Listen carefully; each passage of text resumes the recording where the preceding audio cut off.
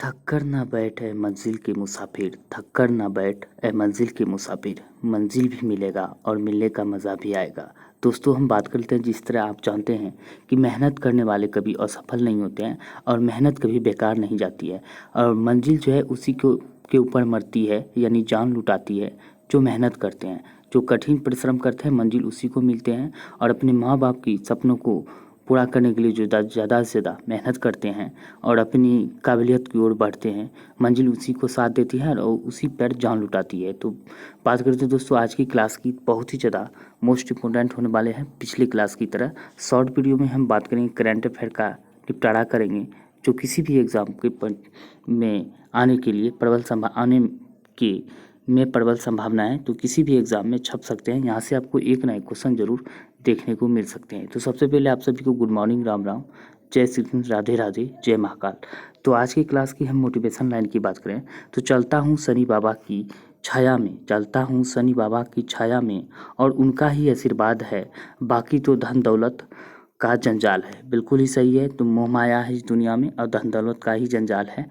बस आपको कर्म करते रहना है, तो मंजिल तो जरूर मिलेंगे, एक ना एक दिन मिलना ही है। तो बात कर लेते हैं दोस्तों, आज की क्लास बहुत ही ज़्यादा मोस्ट इम्पोर्टेंट होने वाले हैं। अब बात करते हैं आने वाले एग्जाम के पॉइंट ऑफ व्यू से काफ़ी महत्वपूर्ण हो सकते हैं। तो उससे पहले हम बात करेंगे बिहार पुलिस का। हम बात कर लेते हैं, प्रैक्टिस सेट चल रहा है क्राउन का, और रुक्मिणी प्रकाशन का भी प्रैक्टिस सेट चल रहा है। वो बिहार पुलिस के लिए मोस्ट इम्पोर्टेंट हो सकते हैं। साथ साथ आपको बिहार दरोगा और बीपीएससी टीचर की बात करें, 69th बीपीएससी की बात करें, उन सारे एग्ज़ाम में जिसमें कि सामान्य धन पूछे जाते हैं, उन सारे एग्ज़ाम के लिए काफ़ी महत्वपूर्ण हो सकते हैं। तो चलिए हम बात कर लेते हैं आज की क्लास की। तो आज का हमारा सवाल है, यानी कि एग्ज़ाम के पॉइंट ऑफ व्यू से बात करें तो 17वीं भारत वन स्थिति रिपोर्ट की हम बात करेंगे। तो यहाँ से आपको एक ना एक क्वेश्चन जरूर देखने को मिल सकते हैं, तो ज़रूर आपको देखें। शॉर्ट वीडियो में हम बात करेंगे, जितना ज़्यादा से ज़्यादा क्वेश्चन एक्सप्लेन करने का हम प्रयास करेंगे। इससे पहले वाला वीडियो नहीं देखें तो ज़रूर देखें। वीडियो पसंद आए तो लाइक करें, शेयर करें, चैनल को सब्सक्राइब जरूर करें। पीडीएफ चाहिए और इसके अलावा और कई सारी जानकारियाँ आपको चाहिए तो टेलीग्राम का लिंक नीचे में दिया गया है, वहाँ से जाके टेलीग्राम ज्वाइन करें। इसके अलावा और कई सारी ई बुक्स, नोट वगैरह सब आप डाउनलोड कर सकते हैं। तो हम बात कर लेते हैं भारतीय वन सर्वेक्षण रिपोर्ट, यानी कि FSI कहते हैं इसे शॉर्ट फॉर्म में, द्वारा प्रति 2 वर्ष में यह प्रकाशित की जाती है यह रिपोर्ट। और यह बात करते हैं कहाँ से प्रकाशित की जाती है, देहरादून से प्रकाशित होते हैं। पर्यावरण एवं जलवायु परिवर्तन मंत्रालय के तहत आते हैं। कौन आते हैं, तो भारतीय वन सर्वेक्षण बात कर लेते हैं। ये जो मंत्रालय आते हैं पर्यावरण एवं जलवायु मंत्रालय के अधीन आते हैं। अब ये बात कर लेते हैं सर्वप्रथम यह जो रिपोर्ट है कब जारी किया गया था। सर्वप्रथम यह रिपोर्ट की हम बात करें तो 1987 में जारी किया गया था। उसी 87 से ही प्रति 2 साल में जो यह रिपोर्ट जारी किया जाता है, यानी कि 87 में पहली बार जारी किया गया था, और उसी समय से जो है तभी से जो है प्रत्येक 2 वर्ष पे जो है यह रिपोर्ट जारी किया जाता है। अब बात करते हैं ISFR, यानी कि भारतीय वन स्थिति रिपोर्ट की बात करें तो 2021 के अनुसार बात करें तो अब यहाँ पे 2021 हो गया, और 23 में फिर आने वाले प्रत्येक 2 साल में आते हैं। अब यह जो है 2 साल में फिर आएंगे। 17वीं वन रिपोर्ट है, किस नंबर का है, 17th नंबर का यह रिपोर्ट है। अब बात करते हैं नीति की हम बात करते हैं। राष्ट्रीय वन नीति जो है 1988 में बनाई गई थी। बात करते हैं मंत्रालय की बात करें तो पर्यावरण मंत्रालय के अधीन आते हैं। अब इसके मंत्री वर्तमान में कौन है, भूपेंद्र यादव इसके मंत्री है। अब बात कर लेते हैं भारत में कुल वृक्षारोपण की बात करें तो 95,748 वर्ग किलोमीटर है। अब भौगोलिक क्षेत्रफल का हम बात करते हैं 2.91% है। कुल भौगोलिक क्षेत्र का, भारत के भौगोलिक क्षेत्र का हम बात करें 291% है। बात कर लेते हैं 2019 की तुलना में वृक्षारोपण बात करें 721 वर्ग किलोमीटर अधिक किया गया, ये आपको ध्यान रखना है। अब बात कर लेते हैं वृक्षावरण 2021 के अनुसार से हम बात करें कुल आंकड़े की, 2021 में यह जारी किए गए थे। किस नंबर का, 17th नंबर का, ये आपको ध्यान रखने हैं। अब प्रत्येक 2 वर्ष में जारी किया जाता है। 1987 में पहली बार जारी किए गए थे, ये आपको ध्यान रखने हैं। अब बात कर लेते हैं कुल वन की हम बात करें तो कितना है, तो 8,09,537 किलोमीटर स्क्वायर है, ये आपको ध्यान रखने हैं, यहाँ पे दिया गया है। अब बात करते हैं प्रतिशत के हिसाब से, बात करते हैं 24.62% है।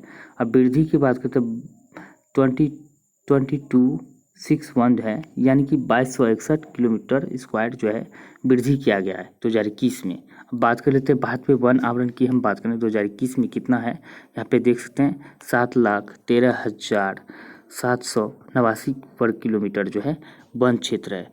अब बात कर लेते हैं इसमें जो है भौगोलिक क्षेत्र का कितना परसेंट है, भौगोलिक क्षेत्र का 21.71% है। 2019 की तुलना में बात करते हैं वृद्धि कितना किया गया है, 1540 वर्ग किलोमीटर जो है वृद्धि हुआ है 2019 की तुलना में, ये आपको ध्यान रखना है।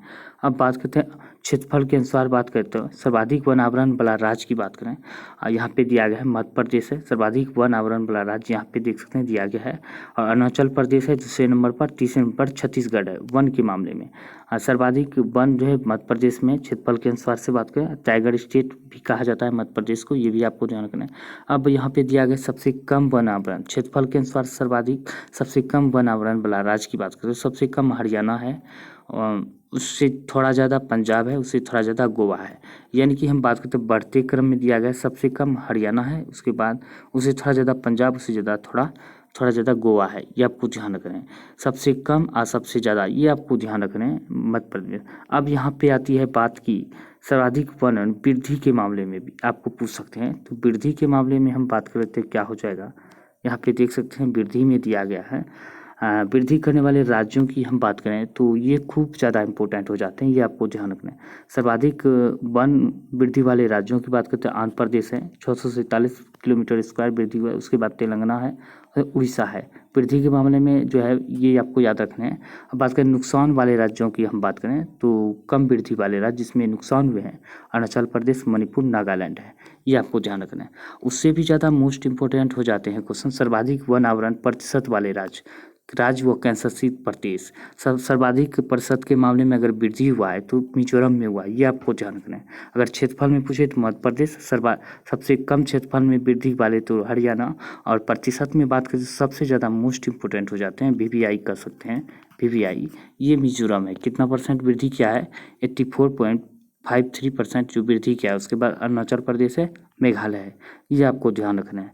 अब बात कर लेते हैं सर्वाधिक वन आवरण में वृद्धि की बात करें तो आंध्र प्रदेश हो जाता है, सबसे कम अरुणाचल प्रदेश, सबसे ज़्यादा मोस्ट इंपोर्टेंट ये परसेंट वाले हैं, ये आपको ध्यान रखने हैं। अब बात कर लेते हैं भारत में घने व खुले वन आंकड़े की हम बात करें तो दिया गया है बहुत घने वन की बात करें तो अरुणाचल प्रदेश में बहुत ज़्यादा घने वन है, यहाँ पे देख सकते हैं 21,095 वर्ग किलोमीटर है। उसके बाद मध्य रूप से घने वन मध्य प्रदेश में है, खुले वन की बात करें तो मध्य प्रदेश में ही है, ये आपको ध्यान रखना है। अब वही बात कर लेते हैं, यहाँ तो हो गया प्रतिशत राज्यों में जो है प्रतिशत के मामले में वृद्धि हुआ है मिजोरम, अरुणाचल प्रदेश, मेघालय में। अब वही बात करते हैं यानी कि यूनियन टेरिटरी की बात करें तो लक्षद्वीप में सबसे ज़्यादा वृद्धि हुई है, 90.69% वृद्धि हुई है। अंडमान निकोबार में बात करते हैं 81.75% जो है वृद्धि हुआ है, ये आपको ध्यान रखना है। यानी कि यूनियन टेरिटरी में लक्षद्वीप है, राज्यों में बात करते हैं स्टेट में तो मिजोरम है, ये आपको ध्यान रखना है। इस वीडियो को जितना ज़्यादा आप देख सकते हैं 2 बार 3 बार तो आपको ध्यान में आ जाएंगे। अब बात करते हैं और मोस्ट इम्पोर्टेंट की, ये क्वेश्चंस और ज़्यादा इम्पोर्टेंट हो जाते हैं, बहुत ज़्यादा, क्योंकि आने वाले एग्जाम के पॉइंट ऑफ व्यू से बहुत ही महत्वपूर्ण हो सकते हैं। भारत सरकार के आगामी लक्ष्य, यानी कि आने वाले समय में जो लक्ष्य रखा गया है भारत सरकार, उसके बारे में हम बात करेंगे और चर्चा करेंगे।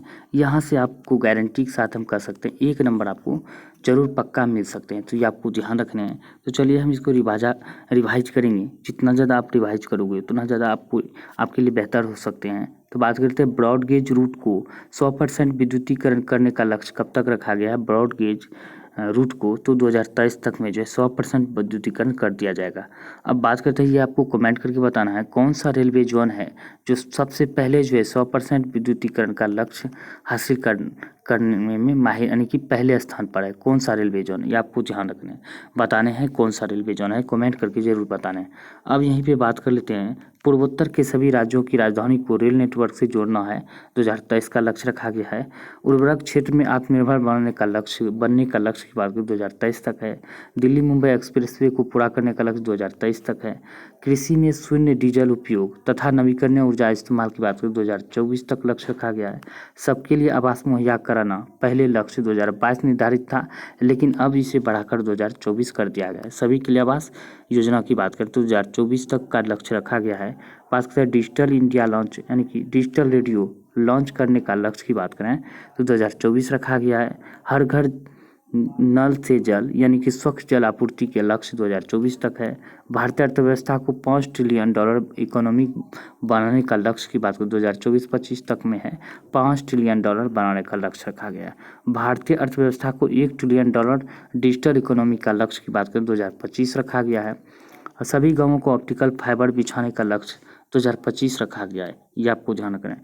भारत को टीबी मुक्त देश बनाने का लक्ष्य की बात 2025 तक रखा गया है। पेट्रोल में एथेनॉल मिक्स 20% जो है पेट्रोल में एथेनॉल मिश्रित करने का लक्ष्य 2025 तक रखा गया है। 100 मीट्रिक टन कोयला गैसीकरण प्राप्त करने का लक्ष्य 2030 तक रखा गया है। 500 गीगावाट अक्षय ऊर्जा प्राप्त करने का लक्ष्य 500 गीगावाट 2030 तक रखा गया है। बात करते हैं 280 गीगावाट और सौर ऊर्जा प्राप्त करने का लक्ष्य 280 गीगावाट सौर ऊर्जा प्राप्त करने का लक्ष्य 2030 तक रखा गया है। कुल कार्बन उत्सर्जन में 1 अरब टन की कमी की बात करें 2030 तक रखा गया है, यानी कि कुल कार्बन उत्सर्जन में 1 अरब टन की कमी की बात 2030 तक रखा गया है। HIV एड्स को खत्म करने का लक्ष्य बात 2030 तक रखा गया है। HIV एड्स और मलेरिया की बात करें तो मलेरिया को भी खत्म करने का लक्ष्य 2030 तक रखा गया है। भारतीय रेलवे को नेट जीरो कार्बन एमिशन या ग्रीन रेलवे बनाने का लक्ष्य 2030 तक है। कुल वाहन में 30% जो है इलेक्ट्रिक वाहन करने का लक्ष्य कुल वाहनों में 30% इलेक्ट्रिकल वाहन करने का लक्ष्य 2030 तक है। भारत से पूर्ण रूप से मलेरिया उन्मूलन यहाँ पे 2030 तक दिया गया है। और हाइड्रोफ्लोरोकार्बन की बात करें तो उपयोग को 80% तक कम करने का लक्ष्य 2047 तक है। 80% कम करने का। भारत को ऊर्जा स्वतंत्र यानी कि आत्मनिर्भर बनाने का लक्ष्य 2047 तक है। पोत निर्माण में आत्मनिर्भरता हासिल करने का लक्ष्य 2047 तक है। पोत निर्माण में मुंबई शहर को शून्य कार्बन उत्सर्जन का लक्ष्य की बात करें 2050 तक रखा गया है मुंबई शहर को। तो दोस्तों उम्मीद करता हूँ कि यह जानकारी आप सभी को बहुत ही पसंद है। वीडियो को लाइक करें, शेयर करें, ज़्यादा से ज़्यादा दोस्तों को शेयर करने का प्रयास करें और कमेंट करके सुझाव दें कि अगला टॉपिक क्या रखने वाले हैं और आपको यह कैसा लगा, जरूर कमेंट करके बताएं। और कोई सुझाव देना हो तो वीडियो के नीचे कमेंट कर सुझाव देना ना भूलें। मिलते हैं अगले वीडियो में, तब तक के लिए जय हिंद, जय भारत।